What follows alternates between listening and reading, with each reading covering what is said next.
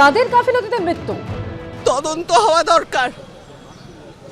কেন আমরা এইরকম একজন অ্যাক্টরকে হারালাম নেগলিজেন্সের জন্য? নিরাপত্তা যদি না থাকে তাহলে দায় এড়াতে পারেন না প্রোডাকশন হাউস, দায় এড়াতে পারেন না চ্যানেল।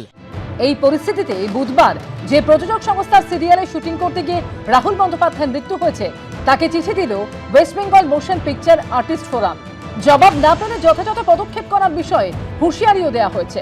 বিবৃতিতে বলা হয়েছে, গত কয়েকদিন ধরে এই মৃত্যুকে ঘিরে যে সমস্ত ঘটনা প্রকাশ্যে আসছে এবং প্রযোজক সংস্থার সঙ্গে যুক্ত বিভিন্ন মানুষ বিভিন্ন স্ববিরোধী মন্তব্য করছেন, তাতে খুবই দ্বিধাগ্রস্ত হয়ে পড়েছে সবাই। এরকম স্ববিরোধী মন্তব্যের মাঝে হারিয়ে যাচ্ছে আসল প্রশ্নগুলো। কেন রাহুলকে এই দুর্ঘটনায় পড়তে হলো? তাহলে কি বিপদে পড়া যে কোনো শিল্পীকে বা কলাকুশলীকে বাঁচাবার কোনো ব্যবস্থা প্রযোজকদের তরফে আগে থেকে করা হয়নি? ওই বিপজ্জনক জায়গাতে শুটিং করা হলোই বা কেন? এরকম আরো অনেক প্রশ্নের উত্তর খুঁজছে ওর পরিবার, ওর বন্ধুরা, ওর গুণমুগ্ধ দর্শকরা আর ওর সহকর্মীরা।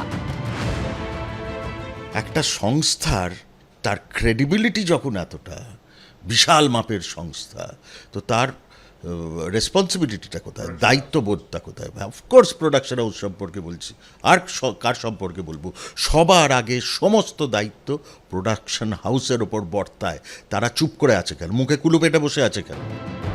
অভিনেতার মর্মান্তিক পরিণতিকে ঘিরে বিতর্কের কেন্দ্রবিন্দুতে যে প্রযোজনা সংস্থা, সেই ম্যাজিক মোমেন্টসের অন্যতম কর্মকর্তা লীনা গঙ্গোপাধ্যায়, যিনি পশ্চিমবঙ্গ মহিলা কমিশনের চেয়ারপারসন। ঘরে বাইরে তুমুল সমালোচনার মুখে রাহুল বন্দ্যোপাধ্যায়ের মৃত্যুর 3 দিন পর এবার ম্যাজিক মোমেন্টস সংস্থার তরফে বিবৃতি দিয়ে জানানো হলো, নিরপেক্ষ তদন্তের স্বার্থে মহিলা কমিশনের চেয়ারম্যান পদ ছাড়তে রাজি লীনা গঙ্গোপাধ্যায়। রাহুলের মৃত্যুর তদন্তে পক্ষপাতের কোনো ধারণা যাতে তৈরি না হয়, তার জন্যই লীনা এমনটা চান বলে প্রযোজনা সংস্থার তরফে বিবৃতিতে দাবি করা হয়েছে। আর এখানেই নানা মহলে প্রশ্ন উঠছে, কেন এখনো ইস্তফার ইচ্ছা প্রকাশ? অভিনেতার মৃত্যুর 3 দিন পরও কেন এখনো গুরুত্বপূর্ণ সরকারি পদ আঁকড়ে রয়েছেন লীনা গঙ্গোপাধ্যায়? উনি তো বুঝতে পারছেন উনি কি কি সমস্যা তৈরি করেছেন ওনার প্রযোজনা সংস্থা। তাহলে উনি জানেন এই যে এটা আছে ওনার ফল্ট আছে, সেই জন্য ইচ্ছা প্রকাশ করছে। ইচ্ছা প্রকাশ নয়, উনি পদত্যাগপত্র পাঠান। এই কুম্ভীরাস্ত্র জড়িয়ে কোনো লাভ নেই, ঠিক আছে? উনি যেন পদত্যাগটা করেন। এই বয়ান দেওয়ার ব্যাপারে এবং কি হয়েছে সেটা বলার ব্যাপারে এই এতগুলো বয়ান বা এতগুলো দ্বিধা, এত রকমের বয়ান আসার কোনো প্রয়োজন ছিল না।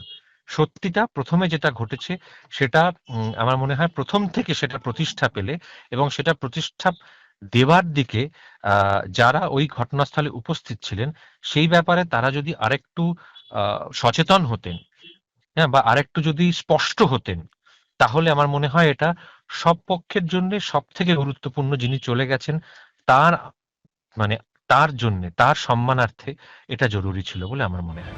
তুমুল সমালোচনার মুখে অভিনেতা রাহুল বন্দ্যোপাধ্যায়ের মৃত্যুতে শোক প্রকাশ করে জারি করা বিবৃতিতে প্রযোজক সংস্থা ম্যাজিক মোমেন্টস জানিয়েছে, টিমের সদস্য ও শিল্পীরা মানসিকভাবে ভেঙে পড়েছেন। ওই দিনের কাস্ট ও ক্রুদের সঙ্গে কথা বলে ঘটনার পূর্ণ বিবরণ সংগ্রহ করা হচ্ছে। প্রয়াত অভিনেতার পরিবারের প্রতিনিধি বা আর্টিস্ট ফোরামের কাউকে গোটা প্রক্রিয়ায় পর্যবেক্ষক হিসেবে যুক্ত করার প্রস্তাবও দেওয়া হয়েছে প্রযোজনা সংস্থার তরফে। ম্যাজিক মোমেন্টসের দাবি যে তারা চায় অভিনেতার মৃত্যুর নিরপেক্ষ ও পূর্ণাঙ্গ তদন্ত হোক। সাধারণ মানুষও বুঝতে পারছে দায় কার, আমার বলতে কোনো অসুবিধা নেই, সেটা হচ্ছে প্রযোজনা সংস্থার। কিন্তু লীনাদি কেন এভাবে এড়িয়ে যাচ্ছেন, আমার এটা ভারী অবাক লাগছে। দায় তো নিতে হবে। কাদের গাফিলতি, কাদের দায়িত্ব জ্ঞানহীনতা, কেন শুটিংয়ের অনুমতি দেওয়া হলো না, কাদের জন্য রাহুল বন্দ্যোপাধ্যায়কে অকালে চলে যেতে হলো? এই সব প্রশ্নের উত্তর কি আদৌ মিলবে? অনির্বাণ বিশ্বাস ও কৃষ্ণেন্দু অধিকারীর রিপোর্ট, এবিপি আনন্দ, কলকাতা। এবিপি আনন্দ, এগিয়ে থাকে, এগিয়ে রাখে।